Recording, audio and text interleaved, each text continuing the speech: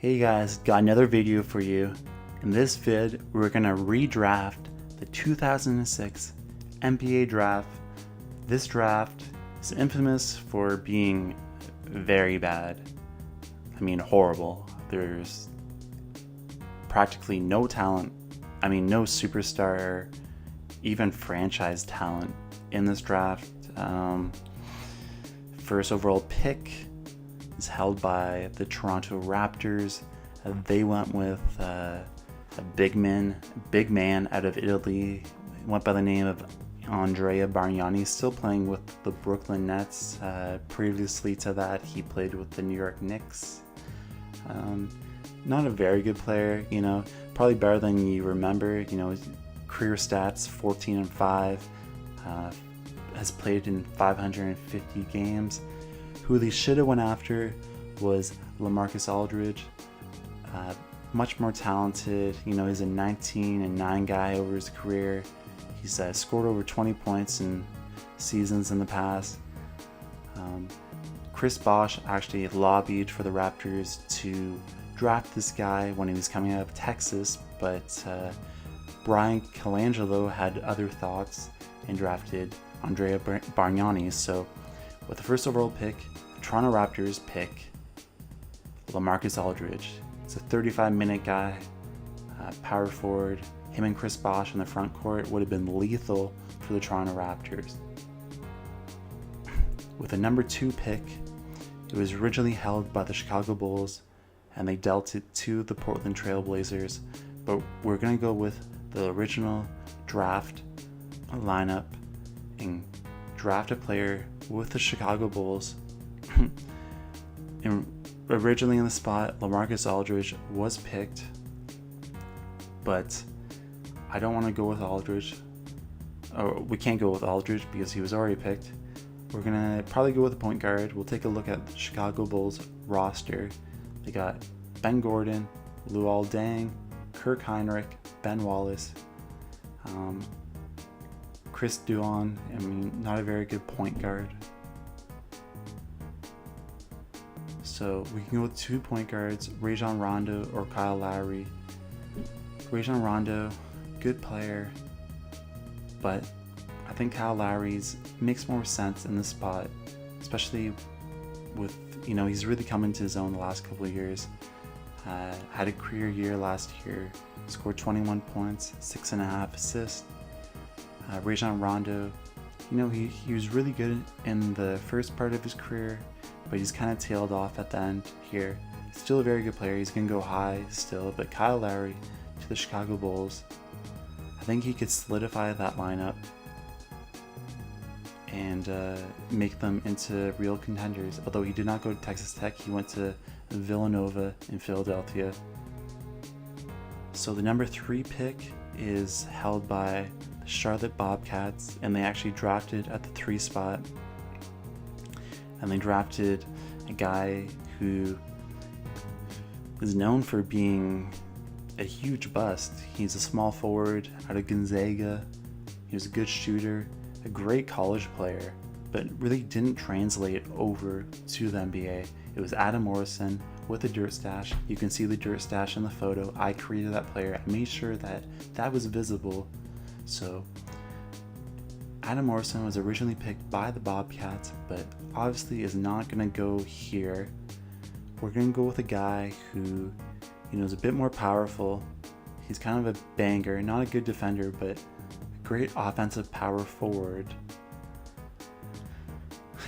This guy originally went 47th overall in the NBA draft, but in the redraft, he's going to move up 44 spots to the Charlotte Bobcats. It's Paul Millsap. He's a 17-8 guy, 50% field goal percent shooter.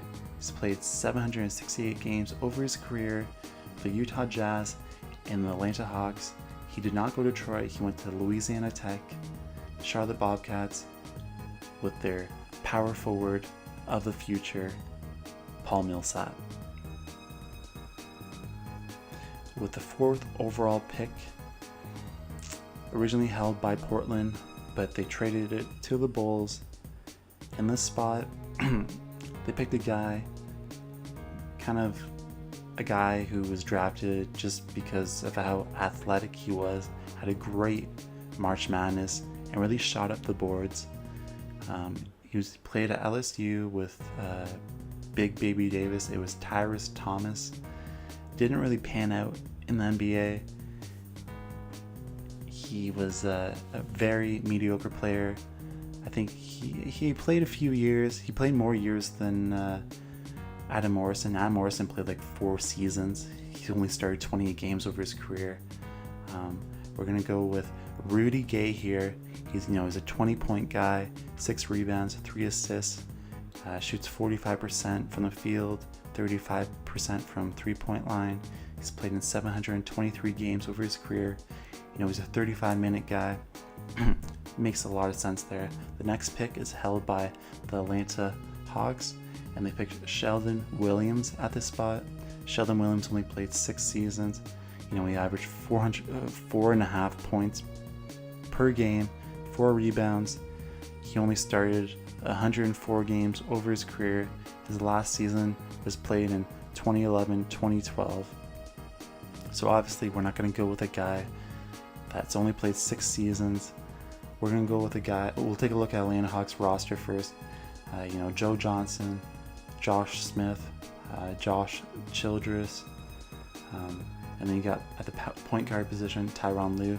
So we can upgrade the point guard position, bring a guy in that who's a really good facilitator. Should have probably went higher in this redraft, but really wasn't a spot for him. He's a point guard, had a lot of red flags coming out of college, out of Kentucky. It's Rajon Rondo. If this was 2011, he probably wouldn't have went first or second, but he's kind of dipped in the last couple of seasons. He's still a double-double guy, 10 points, 11 assists, 5 rebounds. He's played 645 games over his career, averages 33 minutes a game. Great player. The next pick is held by the Minnesota Timberwolves. This pick was originally dealt to Portland, and Portland drafted Brandon Roy, who was a great player. No denying that, but his knee injuries really they hindered his career, and he had to cut it short. Funny thing is, he made a comeback with Minnesota last season, but he fell short again. He just couldn't. He was playing bone on bone on his knee. It's nasty. So Minnesota, I want to go with a shooter here. The best shooter in the draft is JJ Redick. He's a 15-point guy. He's pretty much a 3-point shooter. Really nothing else. Had his best season from 3-point land last season, where he shot 47.5. Doesn't really get rebounds. He doesn't assist. He might average you 20 to 25 points a game, but he's been a solid player with Orlando. Really good player with the Clippers. Out of Duke, a solid pick. In any other draft he shouldn't be drafted that high, but this draft is so weak. I think JJ Redick is a good fit there with Minnesota. Kevin Garnett's last year in Minnesota. The next pick is held by the Boston Celtics. This pick was originally dealt to Minnesota, and Minnesota drafted Randy Foye, a journeyman out of Villanova, a guy who averaged 10 points a game. He's still playing today. Obviously, Boston, we're not going to go with that. We're going to go with Brandon Roy. Brandon Roy, when he was healthy, a 20.5-5 guy. He only played 6 seasons, although he started 300 games. When he was healthy, great player, but just didn't happen. The next pick is held by the Houston Rockets. This pick was originally dealt to the Memphis Grizzlies, where they picked Rudy Gay, although Gay has already been picked in this draft. This pick was kind of tough for me to decide on. This guy should probably not be picked in the lottery at all, but my hands were tied, and we're going to have to go with the Italian power forward Andrea Bargnani. Although Bargnani was a bust, he probably isn't as bad as you remember. You know, he's a 14-5 guy. He's played over 550 games with 3 different teams. Just not a very good rebounder, not a good defender. Good mid-range jumper though. That's pretty much it. So the next pick is held by the Golden State Warriors, and it was actually stayed with the Warriors. And you know, this Golden State Warriors team, you know, big offensive team. They originally drafted Patrick O'Brien. Now this guy's a no-name. He played like 4 seasons with them. Played in 90 games, averaged 2 points a game. Not very good. We'll take a look at the Warriors roster. So yeah, the point guard, it was the Baron Davis era, kind of the run and gun, score as many points as you can era. So the type of player, there's really no one to complement Baron Davis here offensively. You know, you got Randy Foye, who potentially could go here, but not a very good fit. He could back up Baron Davis, who is 28 at this time. But I want to go with a guy who is kind of a defensive-minded player, Cephalusha, small forward out of Switzerland. I wanted him to go to the Rockets actually, but they had Shane Battier, who is a very similar player, a lockdown small forward. So Cephalusha to the Warriors to help that defense, you know, to stop some of the strong offensive players in the Western Conference. So Cephalusha is the pick at number 9. Not a very good offensive player, but a lockdown defender for sure, who's still playing in the league today. A lot of these guys that were picked in the top 10, you know, fizzled out after 5 years. So Cephalusha, I think he was originally picked at 13th, is still playing in the league today, I think with the Atlanta Hawks most recently. So the number 10 pick, held by the Oklahoma City Thunder, Seattle Supersonics. Not much debate here. It was either going to be Randy Foye or JJ Barea. JJ Barea went undrafted. Randy Foye went 7th overall to the Minnesota Timberwolves. Not a very good player. He's still playing today. A journeyman guard, 10-point player, shooting 40% out of Villanova. So that's the top 10, guys. That's all I'm gonna do. I hope you enjoyed it. Let me know what I got right, what I got wrong, what would you change in this draft, and let me know if you like this video. I like to do more draft videos. I had a lot of fun doing this. Yeah, make some suggestions on which drafts I should do, and I'll do it.